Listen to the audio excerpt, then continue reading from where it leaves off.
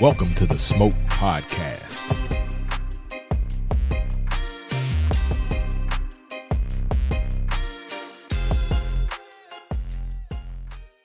All right, y'all. Welcome to another episode of the Smoke Pdocast. Boy, Kimberly is in raw form. Y'all gonna see the real. She is in raw form today.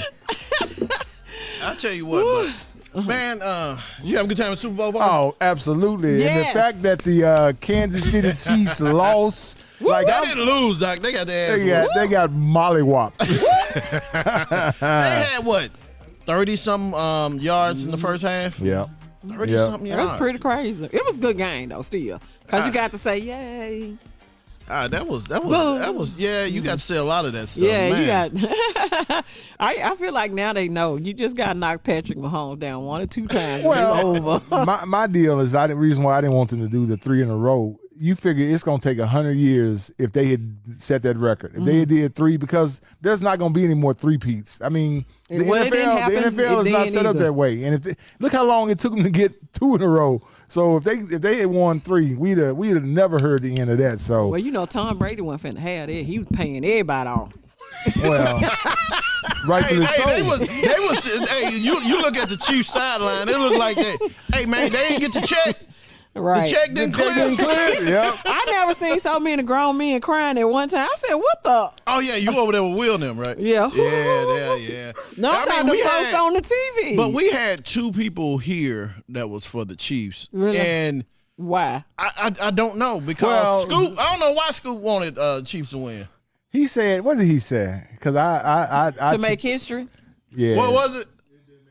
It didn't make any sense. It didn't. To make history? I don't know why he wanted the Chiefs to win. And then my cousin Hawk, I don't know why he wanted the Chiefs to win. He must have some money on him or something like that. I don't know. But everybody else just was going for Philly. Mm-hmm. And I think the funniest thing, so, you know, we had a crowd downstairs watching on the LED wall. Mm-hmm.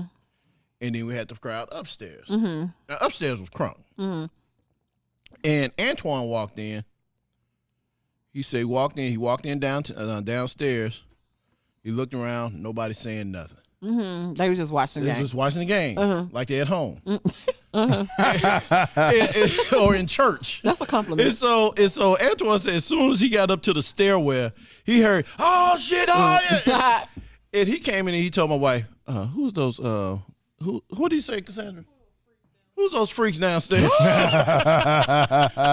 have said the nice people, the quiet people. Dude, I would go down there. I mean, because when I went down there, Patrick Mahomes he was getting drove. Mm-hmm. Yeah, and nobody was saying anything. Even everybody down there had Eagles gear and all that stuff. They wasn't saying anything. I mean, it was just. But you come up here and it was a whole nother different vibe. Whole different vibe. It was a beautiful thing. It was a whole. I enjoyed the different game. Vibe. Yep, I enjoyed it too. Mm-hmm. And I enjoyed all of it.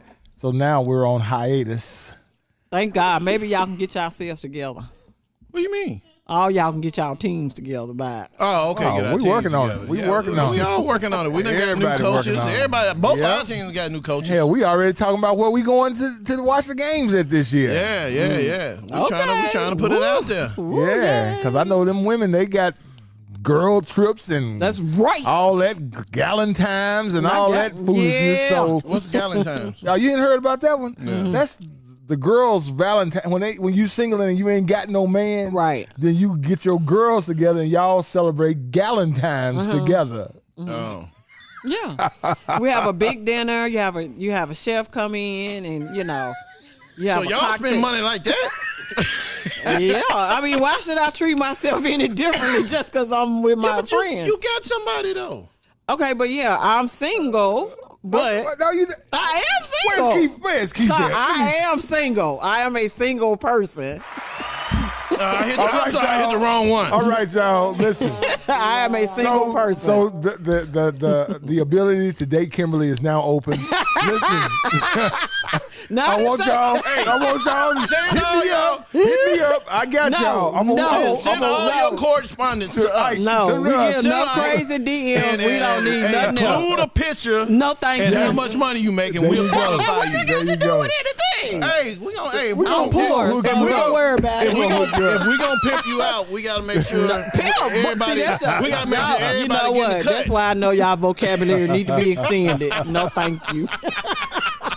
Baby, pimping is such a harsh word. Right, I'm too old. You know the pimping gang way back in that. Ain't neither one of y'all no pimp. So next. Right about that. Right, I'm good. I'm a single person. Okay. Yeah. So I don't get that shit. But we'll move on. Okay. Yeah. Well, I don't think it's for y'all to understand. You're right. As most things. We simple. Galentimes, where they go out and spend a ridiculous amount of money. More money than on themselves, though. But that's right. Hey, girl, what kind of flowers you get yourself? What you buy yourself? How you want your steak cooked? Right. Burnt. No. Oh, wow. That's a new one right there. Yeah. Crazy. It's been trending across Facebook, that Galentimes. So. But before they even did this, back in the day, that's what I used to do, really. Host like dinner parties for my girlfriends, especially Valentine's Day, because, we were single. So instead of going out spending money. So what if you had a dude? If they ain't married, if you ain't married, you are single. Okay. So what if he wanted to do something with you? Okay, we'll work it out. The next day? It'll be worked out. So either way. Okay. So basically, you had to get to him on side chick day. Is that what it is? He's sitting at home. The 15th. He's sitting at home. That is not how it works. It's okay to celebrate your girlfriends, your good friends. Honestly, in 2025, if I was single too, and my girl said, I'm going to hang out with my girls for Valentine's, getting you shit. Guess what? Yeah, you ain't getting shit. That's the first thing. I want my flowers, you ain't getting nothing. And then I'm gonna call my side piece and I'm gonna say, hey girl, you just got promoted. We're gonna go out on Valentine's Day. Hey, my day just came up. Go right ahead. Y'all hear them stitching on their sales. Not an opening. No, I said if I was still single. He said if he was still single. If anybody call y'all with that foolishness, hang up. No. We going off your energy. No, I'm saying you can make time for both. There's time for both. The Valentine's is just one day. You can drop her flowers off early that morning, and then you gone. You do lunch. No, I won't. Yeah, do lunch. Yeah, you can do lunch, brunch on Saturday, whatever. So basically, all these women gonna be at your house. Wait a minute, Valentine's is on Friday. It's on Friday. It's on Friday. She said you can do brunch or lunch on Saturday. So they already that down. Who pimping y'all who? Don't care like that. I ain't pimping nobody. That's a pimp move right there. Oh yeah, that's a pimp move right there. That's high class pimping. Look here. You can take me out Saturday. Yeah, you take me out Saturday, and I'm gonna need a little extra because I spent all my money on my Galentine's day party. Right. That's right. Yeah. Lies and garbage. That's not what's happening. It's all in fun. So what did y'all think about the halftime show? Yeah. Now hold on, watch this right here. So, because I'm gonna admit, when I watched it live, I was like, man, this is all right, because you didn't catch. I didn't catch a lot of stuff. I didn't know who SZA was. Dang. Again, it's not my music, and I mean, I said, damn, that looked like Serena. Until I found that it really was her, and so in watching it live, you didn't understand all the symbolism. If you're not a Kendrick Lamar fan, then I think that's the biggest. Yeah, if you're not a Kendrick fan, if you didn't already know how he kind of rode, then you would have been a little lost. So I do understand all the dissertations and the think pieces and all of that's happening now, which is a great thing. So did you understand? You understood Samuel Jackson coming out, what his symbolism was? I understood it only because I'm a Kendrick Lamar fan. I knew that he would. His thing is he's always going to try to deliver a message. Whether you catch it or listen or if you're able to grasp it. And I also think people have to understand the message that he's trying to put out there is to the masses. People like me that would already know, listen, or have some kind of intellectual background, he wasn't necessarily talking to me. Did you just catch that? I did. Did you catch that? Intellectual. We ain't on that level. That's what she just. That's basically what she said. I mean, as far as he's concerned, because you have to remember, he is a poet. Yeah, he's first a poet. of all, he's a poet, so his lyrics really mean something to him. I know people try to belittle it to just the beef, but it's always been bigger than that. So you kind of have to go back to his old stuff too. It ain't just, I guess the disconnect for a lot of people because, the Super Bowl halftime show in the past have been very, very entertaining. And entertainment. No, entertainment. Dre wasn't no shaking booty. I mean, the only one that shook their ass was Mary J. a little bit. When would you get a chance to speak to that many people again at once? I agree with that. I agree with that. I thought it was good. Yeah, I do. And I'm not even a Kendrick. I'm not that big of a Kendrick. I'm not that big of a Kendrick fan. Okay. But I thought it was good, and I knew the thing with Serena. Mm-hmm. I knew the thing with SZA because Drake used to date her too. I didn't know that. Oh, you didn't know that? That's not something that's in my mental Rolodex. Yeah. But also, you have to remember the protection of Serena. Like she's been playing tennis this whole time, and I can only imagine what that's felt like to be the only, and then the criticism only coming because of the color of your skin. Yeah. So his whole thing has always been protection. No, I thought it was cool. I loved the Samuel Jackson part, which was hilarious. It was hilarious. I'm like, how did that phone call go? And I just wonder. I'm just waiting for Drake to come back and sue. Oh, well, he's gonna. That's another thing. Somebody brought up a very excellent point. This how you know that he is not a true rapper. You don't settle this in the courts. No, you don't. You settle it on the mic. You settle it on the mic. That's how he already knew that he was not up for the that's challenge. what it is. He ain't got nothing. He ain't got nothing. He is dropping a new album. Unless he get the other ghostwriters and all those people to start helping him. Maybe, I don't know. I don't know who you. But I'm saying, that's how you know he's not really in for it like that. He thought this was just like, and then I'm Drake. Y'all, I saw a video, and I don't know if the video was current. They showed a video. Lil Wayne was rapping, and he had on looked like some MC Hammer pants. I mean, it was a hot mess. He was like, and then there was the other thing, you couldn't understand what he was saying, and then the meme was like, and this is what y'all missed out on. Because people were like really hurt that Lil Wayne wasn't there. I don't get it. I don't get it either because the older he's gotten, the worse he's gotten. But I also don't think he's really in. You know how you see how they get to a certain level and they start to pull back from the music. Mm-hmm. I don't know that he's wanting to be engaged and like that. That's kind of what he said. He said, I can only blame myself because I'm not current. I'm not relevant. Right. So I don't. And he's not. I don't know he's why. He's not relevant in today's time. I mean, you still, a Lil Wayne song come on. Yeah. It's gonna be, it's gonna be hot. But so do you guys think that the NFL will continue the contract with Jay-Z next year? No. They have to because they got the biggest ratings for the halftime shows. That's the other thing. They still, but if Trump has his way, the NFL will fire him and they will have Taylor Swift. No, it'll go back to when, and I don't think people.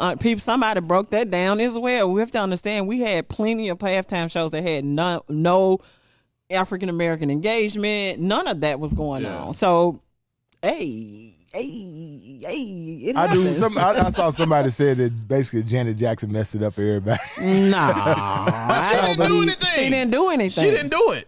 Justin Timberlake did it. Well, yeah, that's true. And he never got the blame. got the blame for it. So when you think about it, was it really her fault though? It wasn't her fault. He the one grabbed it. He grabbed it and pulled it. Yeah. I know that they talked about that it wasn't supposed to go that far. But you in the moment. Yeah. Cacao. And then his eyes went. Hey, man, I know you had that ring on there.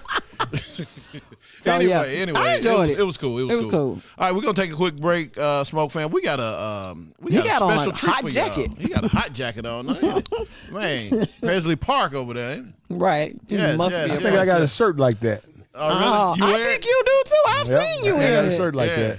Yeah. Why you ain't wear it today? Y'all could have been matching. Y'all could have been matching. That's my fancy go out to eat shirt. So if you weigh something on it, it's gonna blend. Can't really tell. There you go. All right, Smoke fam. We're gonna take a break. We're gonna come back. I gotta freshen up my drink, and we're gonna come back with our incredible guest and talk about this Armagnac. I never had this before. Me either. This is really good. So he's gonna explain to us what this really is, how it's made, and all that stuff. All right, Smoke Fan, we'll be right back.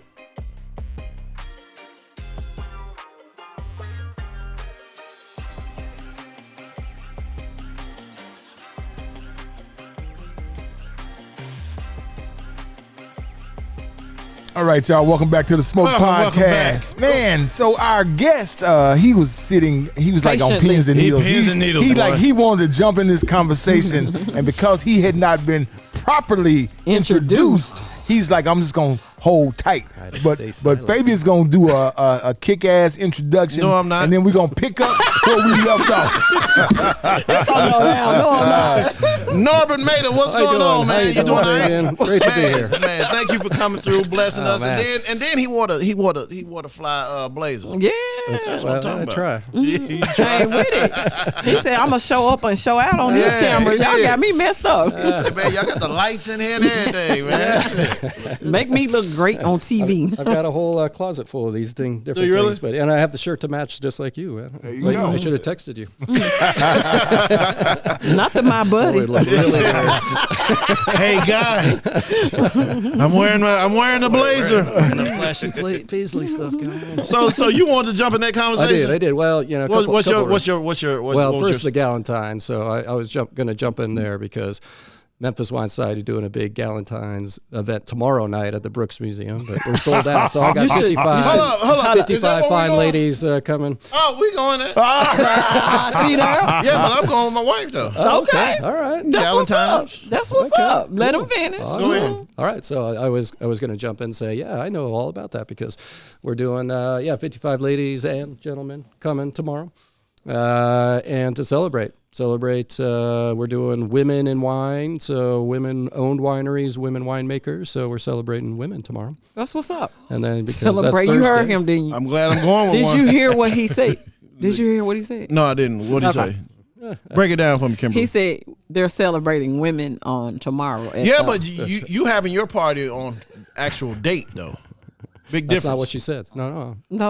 She said you just anywhere around there, right? Right. Anywhere. So Thursday, Friday, Saturday, when the man Sunday. doesn't show up on Friday, then she's doing something with her gals. When is your party? She ain't won't tell us. It's on Friday. She ain't gonna tell us. She ain't gonna tell us. Just know it's all happening. Because we're gonna call Keith. We calling Keith right after this is over with. He in. Okay. He out of town. Moving right along. He out of town. So Norbert, tell us about yourself, man. All right. Yeah, sure. Wow. Originally from California. Been in the South since COVID, so about 5 years now. Poor thing. Why? Oh, why? Lots of people say that. Couldn't get a train. Couldn't get a flight back. He got stuck here. He got stuck. No, one of these Memphis women grabbed him up. Oh, that's what happened. Arkansas. Arkansas. What part of Arkansas is he from? Northeast Arkansas. Wilson. Oh, never heard of I heard of Wilson. So I came out to Wilson, Arkansas to work for a gentleman named Galen Lawrence, who's a big landowner out there, but he also has wineries in California, which I'm going to set you up with on your trip out there. So Height Cellar has a great tasting program, things like that. So anyway, I worked for him to do some hospitality stuff up in Northeast Arkansas for about 3.5 years. So that's my background. Hotel, restaurant, resort management all around the country. And so during COVID, I was running this beautiful resort in Northern California in Mendocino, and it got shut down and didn't want to just sit around and wait for COVID to clear. So I got sent out to Arkansas. So wow, I've been here since. And a couple of years ago, I started the Memphis Wine Society. So tell us about the Memphis Wine Society. I feel like I need to know about that. Yeah, that's right. Yeah. So started about 1.5 years, 2 years ago. And really it came out of my background and all that gave me, and where I grew up, frankly, in Northern California, gave me this kind of leg up in the wine industry in a sense that I just didn't realize through osmosis and just being in the industry that picked up all these great tasting and nuances and things like that. And then when I came out here, there was a kind of a deficit in people's knowledge and appreciation of wine. So I kind of felt that it was time to do something and kind of give back in that regard. So I decided to start the Memphis Wine Society. We do a lot of things around wine.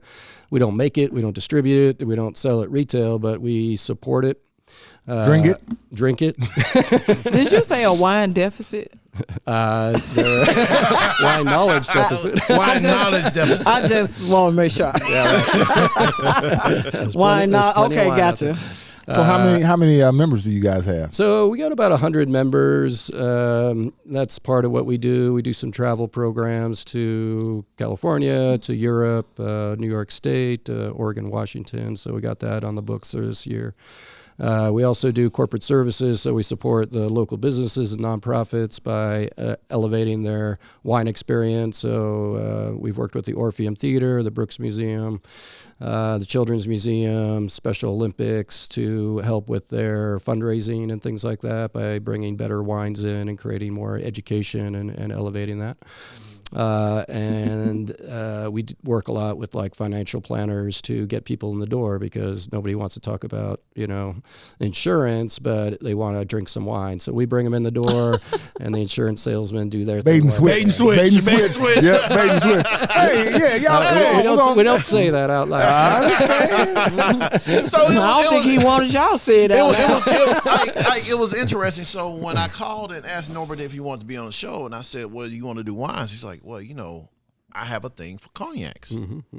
We do too. So explain that to us because I never had Armagnac. Armagnac, yeah. Armagnac. I never had Armagnac. Yep, I mean, I love cognac. Right. And what's the difference? Yeah, well, first off, cognac is a wine derivative, right? So it starts out as a still wine, and then it gets distilled. So it has roots in the wine industry, which is different from whiskeys and bourbons, which are grain-based, more on the beer side, right? So Cognac and Armagnac, grew up in France. These are products that came out of the wine industry in France, centuries ago. And the main difference between Armagnac and Cognac is really in two or threefold. One is in the distilling process. So again, you start with a still wine, a white wine. Ugné Blanc is the grape in Cognac primarily. It's also used in Armagnac. So in the distilling process, much like whiskeys, you go to different distilleries and you find out that there's pot stills and column stills. So the Armagnac is a column still process and Cognac is a pot still process. The other difference is that Cognacs are distilled twice, and that tends to smooth them out a little bit more than Armagnacs. The claim to fame with like Grey Goose is triple distilled, things like that, right? So you get more distilling, you lose product in the distilling process, so it does raise the price through that process because you're evaporating some of the liquids and all that through the distilling process, so that drives up the price. But so those are the two main differences. The third being slight regional differences, even though they're in the same area of southwest France, just kind of southeast of Bordeaux. They do have some terroir differences in where the grapes are grown, but also the grape varietals are a little different in Armagnac. They have more varietals that they can use in the Armagnac. Primarily, they do use the Ugné Blanc.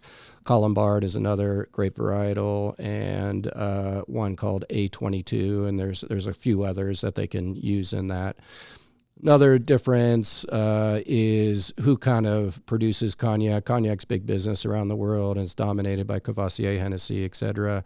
So you have bigger producers in those regions, and Armagnac tends to be smaller producers, more craft, lesser known. It also makes it harder to get in the States. If you're in France, you can get it a lot easier. Well, you better get it before Trump realizes that it's good, and then he'll add a damn tariff to it. Yeah, that guy should start drinking, man. He doesn't drink, right? He doesn't. Right. He doesn't He's drink. He's just a Diet fool Coke without the drinks. Right. Diet Cokes and Big Macs. McDonald's. You think he still eat like that? Oh, yeah, I'm sure he does. Have you seen him? Yeah, exactly. So I got a well, go ahead. No, you go ahead. So here was my question. So when you we were talking last week about the what is it, King Louis, the super expensive cognacs that have been Louis Trace. Yeah. So when they said that those are 40-year barrel aged, it doesn't evaporate out of the barrels. That's why. Yeah, it does. It does. That's why it's so expensive. That's right. So the angel share, right? Same in whiskey distilling. You know, you're going to lose 40 years. You're going to lose more than 50% of that product. Is going to evaporate. So yeah, the price is going to go up. The question is, you know, all that loss, is it really that much better, right? Are you getting the value from paying, you know, $300, $400, $500 for a bottle versus a $100 bottle that may be a 10-year or something like that, right?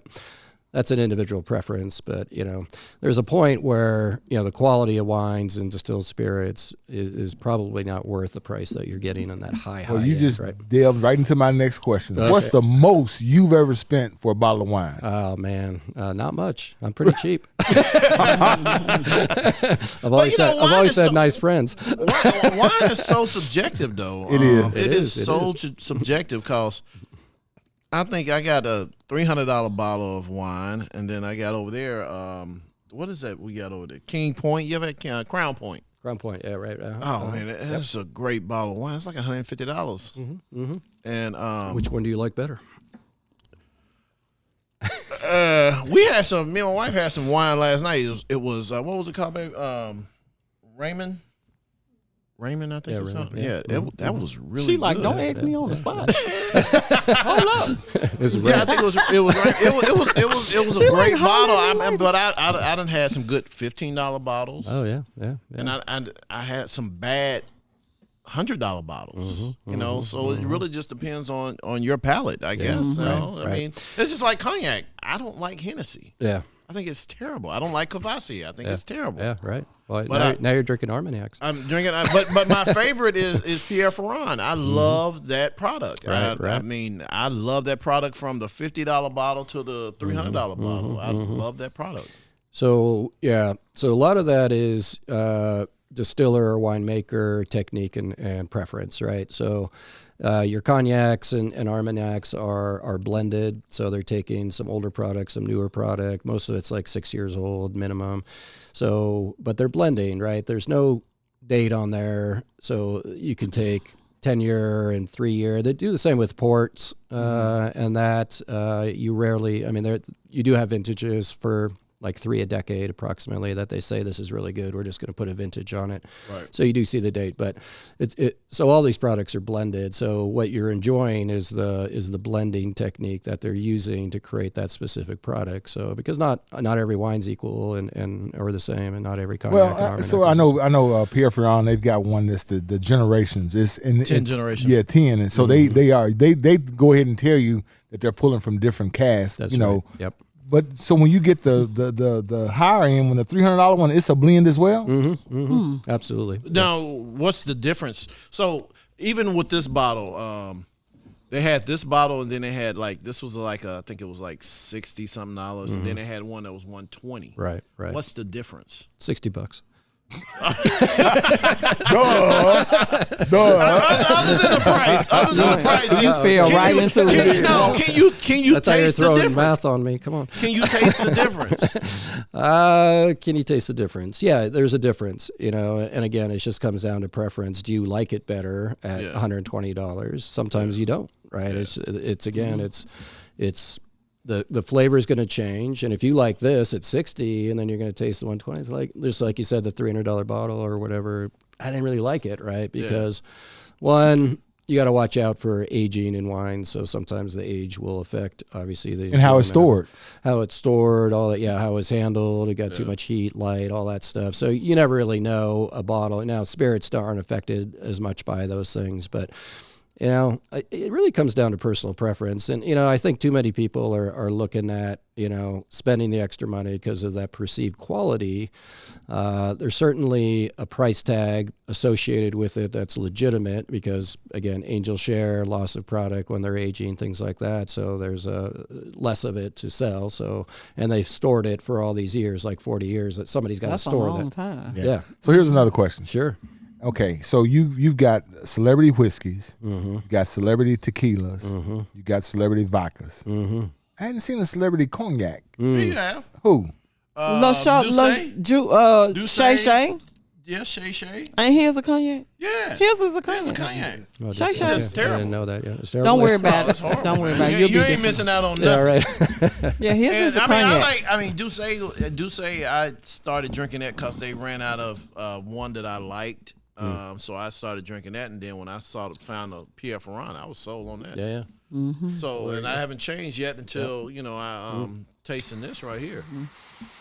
I'm glad you enjoy it. Yeah, I think it's great. The interesting thing is, I was having a set at my house, and the fellas came over, and my cousin Hollywood, he came over, and I had the $300 bottle of Pierre Ferrand, and I had a $59 bottle of Pierre Ferrand. And I was like, everybody, see if y'all can taste the difference. Right. Everybody took a sip. Oh, yeah, I can taste the difference. Right. Well, I made a mistake and left $300 bottle out. It's fair game. It's fair game. And my cousin started I was like, hold up, what you doing, man? He said, man, you don't turn me on to this and then tell me I can't have no more. You left the bottle out here. I said, yeah, that's my bad. My bad. So Did he replace your and bottle? Did he replace? So I guess I never read this about just the asking. Le Portier. So it says a meeting of the minds between a whiskey maverick and founder of the Craft Irish Whiskey Company and it's like none of those people are even have the credentials of doing cognac. No. You got a whiskey guy, you got Shannon Sharp, and then they put some kind of additive in it. They put a lot of additives in it. You're not. They added the wrong thing. Right. He probably should have went to somebody who knew what they was doing. Yeah. So typically, do cigars go with wine? I know port does. Yeah, certain wines. I mean, not too many of the whites. Yeah, so I know they got that Bonanza wine. You know, that Bonanza wine is big, heavy red. Yeah, heavy red. It'll go with it. You know, Yeah. I wouldn't do that first off, but after Well, there's a while, lot of you can do it. Yeah, there's a you lot of learn wines other that difference. are barrel aged. Barrel That's aged. right. Yeah, And they bourbon do barrel go. aged. Yeah, they do go good. Yeah, with a so they got cigar. all that smokiness because of the barrel and things like that. So, yeah, I mean, the short answer is yes. I think cigars really do go with certain wines. I mean, there's lots of things that do go with wine. You can find a wine partner for almost anything in the world, right? So, so yeah, I mean, off the top, it's those big, bold reds, Cabernets, Zinfandels, a little on the sweeter side. And certainly your distilled spirits on the cognac side for sure. Yeah. So what do you think of that cigar you're smoking? This is great. I really like it. You So- know, I haven't been coughing or Whoa! No caffeine. No. It's you very retrohaling nice. over there? What's it? Retrohaling? You don't know what that is? No, See? No. So, not no. retrohaling, no. So no. Don't start. And don't worry about it. Don't start. No, I'm So too let me late for just that. read this description. This description that Google. Well, you know what? Google ain't giving me this answers anymore. It's Chat GPT. Oh, that's right. Oh, Yeah. Yeah. Okay. Look at you So advanced.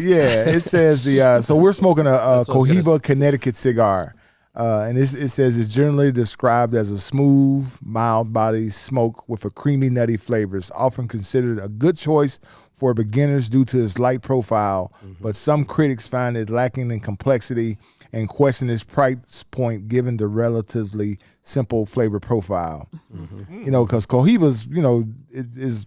So basically, if Cohiba would have did this, they would have hired the porn producers and they made us the thing. No, You I put bet you once you put Cohiba it in, didn't write that no, like that. they didn't write that. That's That was- GPT. Yeah, that was Chat GPT. Yeah, that was it. I know that didn't sound anything like what Cohiba would have written about it, the cigar. it Not said even so here it said the Cohiba Connecticut started out with notes of cream and cedar, notes of generic wood, citrus, cedar, and black pepper. So you know, those are all words also used in describing wines, which is kind of interesting, right?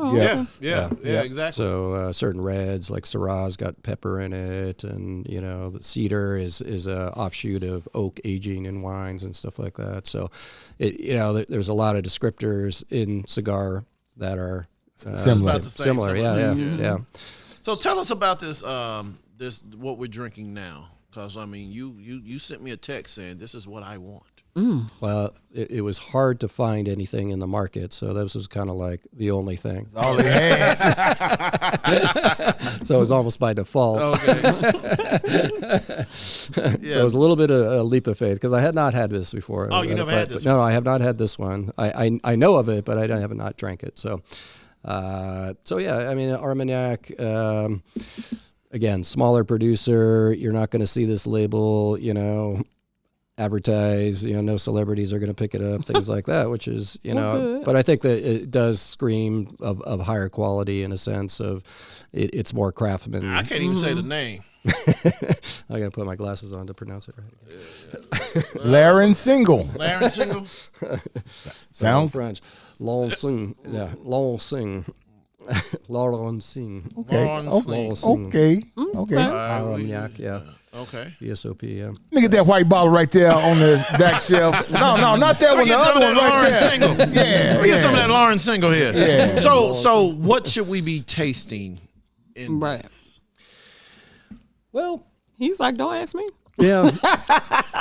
So I run into this with wine a lot, and this is something I actually advocate against, is that you get these flavor profiles, and if you don't taste them, you feel a little foolish or, undereducated, things like that. So even in all my wine tastings and things like that, I try not to say, oh, do you taste the blackberry? Do you taste the cedar? Do you taste all these things? Right. Because that puts something in people's mind, and if they don't follow that, then they feel less than. Mm-hmm. So it's kind of taste what you like. I taste a lot of caramel notes. I do a lot of caramel notes. Yeah, a lot of caramel, which is a great taste profile, I think, in Armagnacs and Cognacs, but a little more in Armagnac, in my opinion.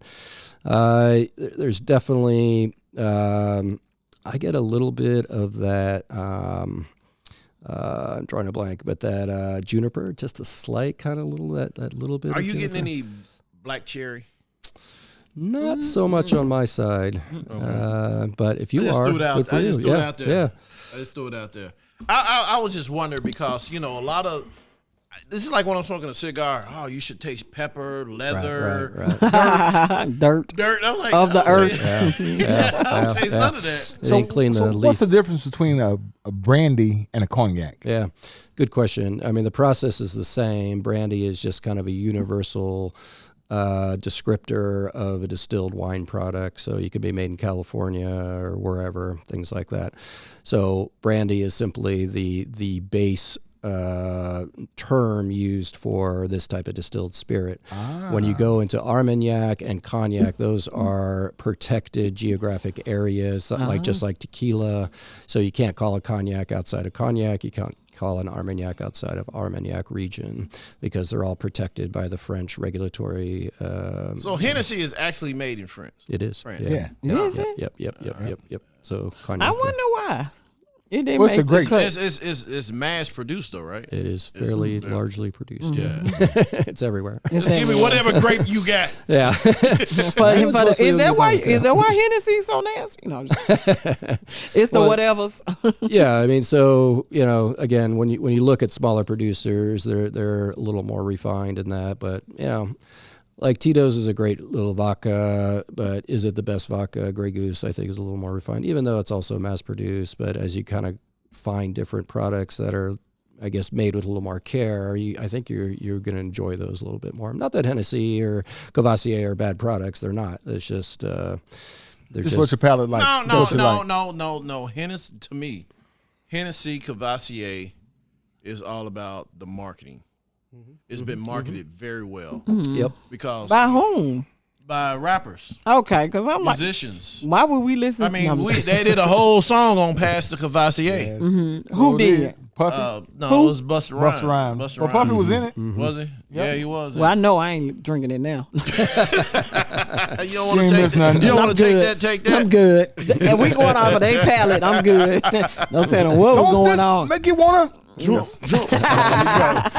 you tell them, Bus? Pass the Courvoisier. No, thank you. Right. No, thank you. So, are you a cigar fan? Do you like smoking cigars? I do like cigars. Yeah, I've smoked a little less of them as I've gotten a little older, but I do enjoy it. And this is perfect for not having smoked in a month or two. So this is a good kind of get back into it. Yeah, it is, and I think it pairs well with this Armagnac. It really does. I agree. I'm really digging this whole little vibe right here. So I'm gonna ask. I got one ask. One ask. Save some of that for me next week. so I can try it. There you go. Oh, Okay. Because I ain't drinking today. Okay. What's going on tomorrow? What's going on tomorrow? You got to get his. I got to get the. You got to get cleansed. You ain't got to tell the people. Just say something going on. Something going on. Thank you. You got a couple of procedures going on. Yeah. Not a couple. I want to try that. I want to taste it. I want to taste that there. That looks interesting. So. It is. All right, we're going to come back. We're going to, let's get somebody's flowers. Okay. I don't really Valentine. wanna... Happy Valentine's Day. Yes. Yeah, okay. Okay. Yeah. All right. But we're going to take a quick break. We're going to come back more with Norbert, and we're going to give somebody flowers. That's somebody very deserving. Oh, you got somebody already? Yes, I do. Of course. I got somebody very. So, but if we want to give somebody smoke, no, I'm just You kidding. can just throw it out there. I'm just kidding. You can throw it out there. I don't care. I don't have nobody. I don't have. we can. We always get somebody smoke. I don't have the energy. Come on. I'm good. There's so much shit going on in the world today. I don't know what's going on. I'm living in oblivion. So let's go with the flowers. Real quick before we go to break. Huh? What you say? That's not what you said about the Kendrick Lamar stuff. I think you're dialed in. That's all I know. Did you hear the story about the dude? He got I think he has an orange orchard or something like that, and they got rid of a lot of his workers, and he hired some people from the community. Trump said that there's this is the worst. he's like these people are so lazy. They taking breaks. They work for 2 or 3 hours and then they back stiffen up and everything. Well, he said that this is the American dream, that he is going to. He realized the American dream is we done got lazy, ain't trying to work out in the fields. Right. That's funny. That's funny. All right, Smoke Fam, we're going to take a quick break. Come back more with Mr. Norbert. Yeah.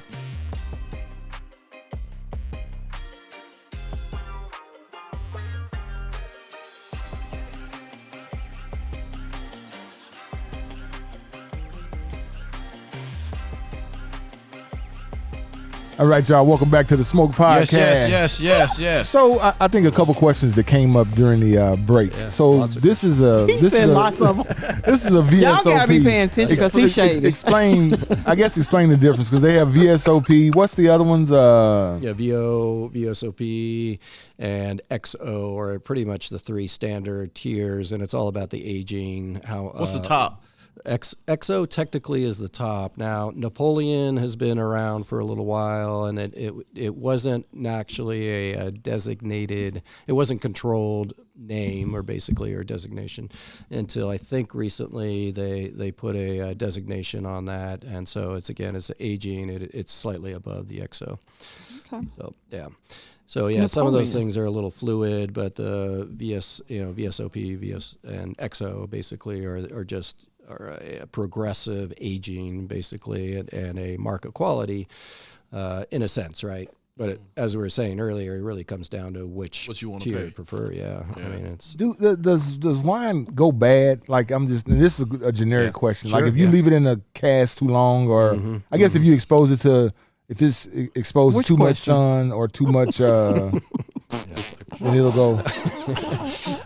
So bad, it changes constantly, and the word bad is wine will always be drinkable. It's never gonna go to the point where it's like gonna cause you problems in a sense, right? So you can drink a 200-year-old wine. It's just gonna be like vinegar, but you have vinegar all over the place, right? So right, who wants that though? Well, you're only gonna take one sip, basically. That's right. Yeah. So what's the oldest wine you ever had? I've had a wine from the 1920s, and it was awful, right?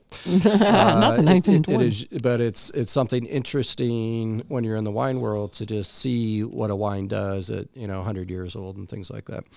So when they say these wines to be going for ungodly amount of money, is it because of how old it is, or is it the bottle? I mean, what is it? Because I gotta assume that what's in it is not that good. No. So it becomes like a baseball card, basically, right? Mm-hmm. It's like I'm going to put it up on my shelf or in a frame, whatever, and everybody's going to marvel at the fact that I got a 1925 Margaux. But nobody, if you're going to drink it, you're a fool because it's not going to taste well. But it's what's some point? So what is that? They say the most expensive is a Chateau Petrus. Is that what it is? Petrus. Yeah, that's one of them. Yeah. No, it's so the Bordeaux. What is it? Domaine de la Romeo. Ooh. Anyway, Roman this Conti. Yeah, it's sold. Burgundy. Let him do it. Let him do it, Isaac. What is it? Show him your phone and let him do it. Shit, I'm gonna do it just like this. Let him do it. It's sold for $558,000. Yeah, sure. What year was it? 2018. Yeah. And it was made in 1945. Yeah. Oh wow. So so whoever bought that just wants to put it on the shelf. And so that's just a status thing. Just a status thing. Yeah. That much money for status. Yeah, no, I know, man. But if you in that wine world, I guess that's the way you live. I guess. I mean, if you got the money, you could open that and have it with your friends, but it's not going to be anything. Because he brought it on. Let's say he brought it to the Smoke Podcast, and he's like, you know what? I was saving this for y'all, and we probably gonna dog it out, right? Mm-hmm. We gonna be like, you're gonna say, I can't drink this. I was like, dude, you could have. Because you don't know. You know probably the last 10 years of its existence, it's been handled with kid gloves. But them first 50 years. Yeah. So there's a lot Give of me that bottle that goes with that. Yeah. So how is it handled? So it's chain of care or custody and stuff like that is a big part of investors. Who had this one owner type. They of look thing. At the label, judge all of it. It's like a car, right? I mean, if you had 17 owners of this McLaren or something, you're like, I don't know if you would want it, abused it or whatever. Yeah, but that if first Jay guy Leno gives you that first guy got all his money worth. Right. That's right. Yeah. So wine's tricky that way, right? It has a drink by window, and past that is a collector's item. What's a drink by window for a cab? Again, depends. There's most of the wines you're going to get in the store are drink now, meaning that they're in their window now, and they're 22, 21s, 20s, 18s, things like that. They are there to sell and consume. If you're into collecting, that's a whole nother ball game. You really have to be judicious about where you're buying it from, and again, chain of custody and things like that, and care. So for some vinegar. What's that? For some vinegar. That's right. Yeah. So I just want to make sure. Yeah.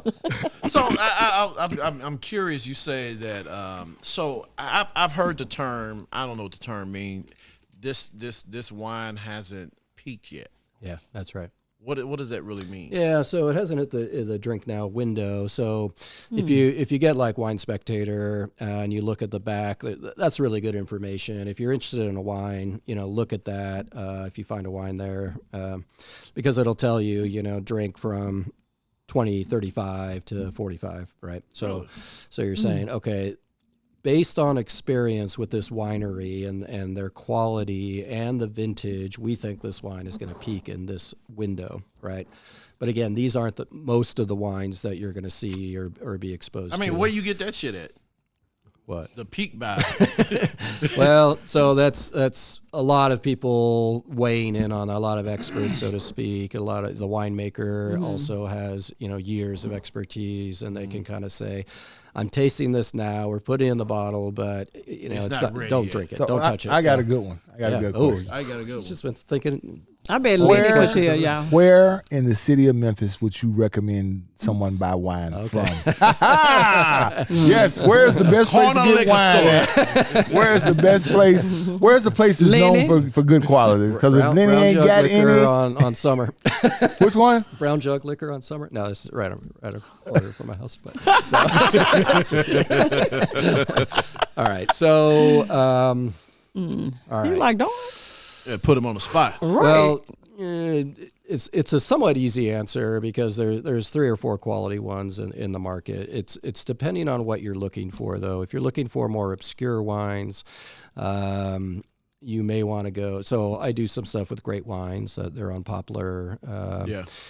Buster's is also a really good source. I've done a lot of stuff with them over the last 2 years since the Wine Society's been, and they've been great partners with us. For There's Lakeland Liquors. There's a pretty good liquor store out there. But most of these liquor stores are gonna accommodate you if you're looking to say, hey, I wanna get 10 or 12 bottles. I want to get a case of collectibles that are going to mature in 10 to 15 years, and you're going to pay a quarter of the price of what that wine is going to be worth in 10 years. So they will put that together for you based on their knowledge, and they'll research that for you. So you can go. I didn't know you can go in there. You can go in the liquor store and say, I want a case of wines that's going to mature in 10 years. Yeah. Oh, wow. Do that. Wow. Yeah. And so are they going to tell you how it needs to be stored? You depend on which liquor store you go to, because that Thunderbird over there, but it's ready to go now. Not the Thunderbird. Is that even wine? There's another nice little shop called Rootstock, but they're a little more. They would definitely do that for you, but they're a little more on that small production, drink now, a little more funky wines. Really cool shop, and that's down in the Medical District near the Edge Motor Museum. There we got a cigar shop that has a lot of those obscure cigars. Yeah, right. Smokers Abbey. You know, if you go there, you can get something that you ain't gonna get at the regular spots. Regular spots, yeah. Okay. Oh, that's interesting. I mean, it's just so many ways you can go with wine. Right. You know, it's just all about your palate. You know, just like with cigars, so many different cigars.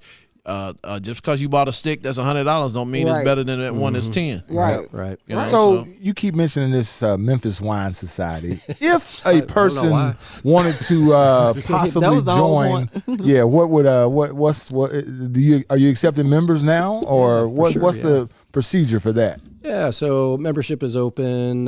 We always accept members. We're not capped out on that. So it's really somebody that, and what I found is people that want to invest the time in wine. Mm-hmm. And what I mean by that, it's really not a money thing. It comes down to, we do a lot of events. We do almost 40 events a year, and that's some collaboration, some of our own production stuff. So it's to get the best out of a membership is really, you got to participate, because we are pouring always something different. We're always educating on regions or varietals or premises. Like I said, tomorrow we're doing women in wine. Not a lot of people know about winemakers, women winemakers and women-owned wineries and things like that. So accentuating that. So would you have any? Let's see, Brown Estates is one. Brown Estates is one. What's the other one? McBride Sisters, Black Girl Magic. Yeah. We're pouring that tomorrow. We're not doing a brown this time. I did it in the past. So it's a really good Pinots and things like that. That's what Rick Mary J. Blige, she's got a wine. She does. Yep. Sun Goddess. Yeah. Sun Goddess. Yeah. There's a lot of females involved in that. Sarah Jessica Parker's got. Sarah Jessica Parker got a wine. She's got a rosé. Yeah. That one I don't know what its name, but I don't tend. I didn't know that. I mean, I like Sun Goddess. That's a pretty decent rosé and that, so we enjoy that. Yeah, I think that's the only thing I did like from her line was a rosé. Yeah, that was the only one that I liked too. Yeah, because her Prosecco was not that. It wasn't Prosecco. I don't know what he was doing. Vera Wang's got a Prosecco. Who? Vera Wang, the dressmaker? Yeah, she does. Oh, okay. Yeah. I didn't know that. Yeah. I know. That's good information. Issa Rae got a. Who? Issa Rae got one. Oh, the Prosecco. She doesn't. Does she have regular wine, or she just does the Prosecco? She just got a Prosecco. Oh, okay, because that's what she drinks, I think. A Prosecco. Yeah. It's easy. It's all right. That's cool. I could talk an hour about Prosecco. I think I'm gonna tell you.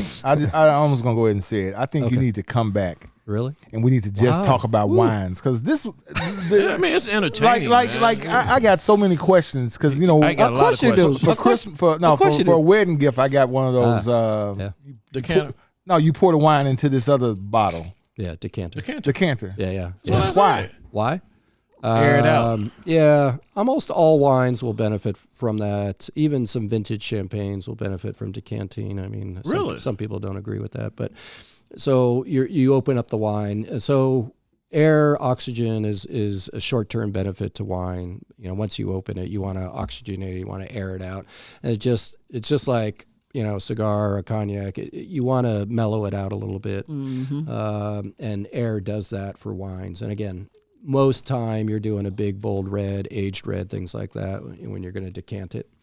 But I'm going to go back to like wedding gifts. When you go to the liquor store or your wine shop and say, let's celebrate their 10-year anniversary. Let's do some wines that are going to be in perfect condition in 10 years, right? Right. And I've done that a lot in my life, where I've given a bottle or two or a case to the couple, and they You can tell them enjoy you can't it. open it until 10 That's years. right. That's right. But they do it anyway, right? Oh, sure. He's like, ever do this what they're wine is supposed not going to waste. I don't even taste the difference. Or they Not put it waste. up on their Let me top ask you shelf and this. stuff. Do you really, so if you bought a wine that's not supposed to be open for 10 years and you open it, Yeah. let's say you got 2 bottles. Like, Yeah, we'll right. try one. I mean, Yeah. even though you're going to forget how it tastes 10 years from now, does it really change that much? Profound. Some do, right? And you'll taste, so like Cabernets you were talking about, and I'll give you 2 examples. Cabernets, and in Italy it's Barolo. Barolos come from Piedmont, northern Italy, around Milan. And if you're drinking that within the first 10 years, you're not getting the best out of that wine, guaranteed. Almost every vintage, almost every producer, because the descriptors of that wine are tar and roses. So think about tar and roses. That's what people describe Barolo at. Now, in 10 years, that tar and roses becomes this beautiful melding of flavors, and it's beautifully drinkable wine. Cabernets, if you drink a Cabernet and you get that super tannin effect, that dryness in your cheeks, not the acid in the back of your throat, but that dryness right here, that means that wine is not ready to drink. It needs to be in the bottle. Really? Ooh, I just give it back. Yeah. Like, no, thank you. But at the point that you've opened it and tasted it, are you pretty much screwed? You're screwed. 100%. You're screwed.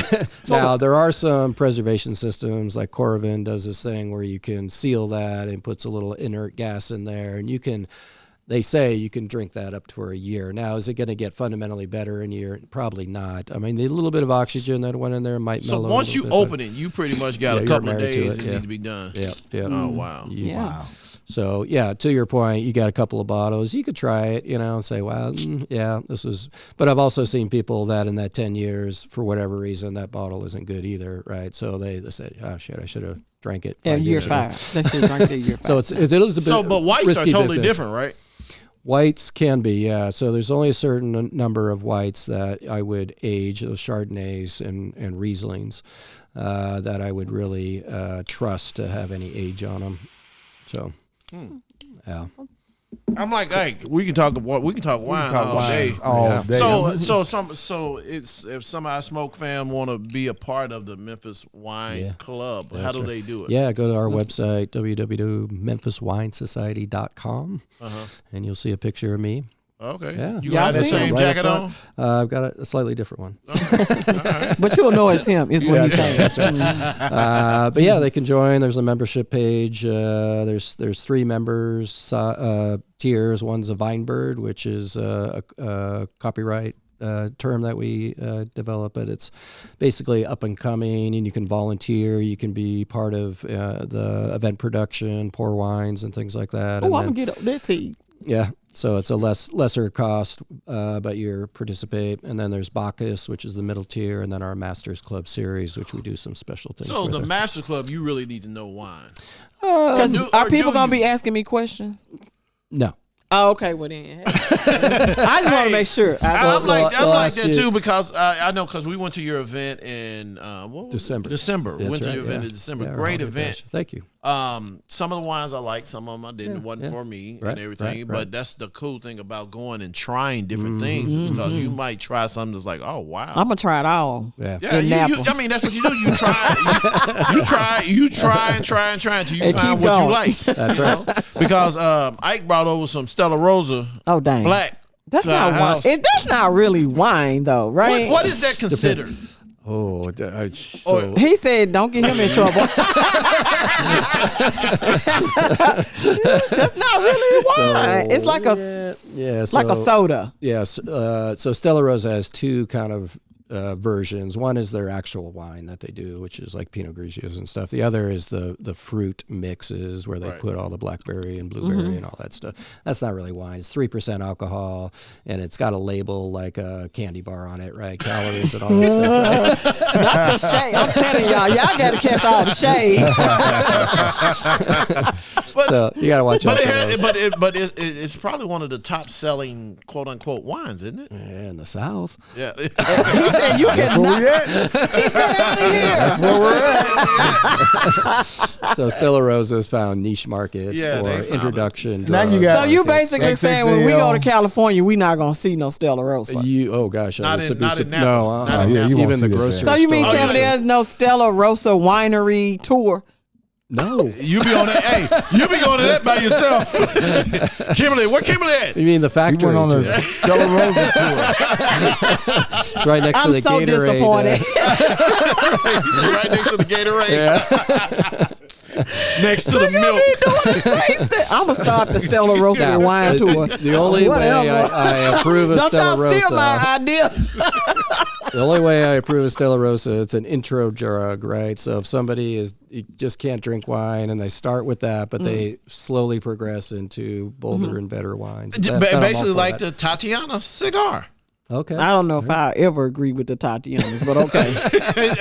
If you say so. It's about the same. It's about the introduction. Right. It could be an introduction to something. Yeah. So I just Googled of course you did. about Stella. Again, anyway.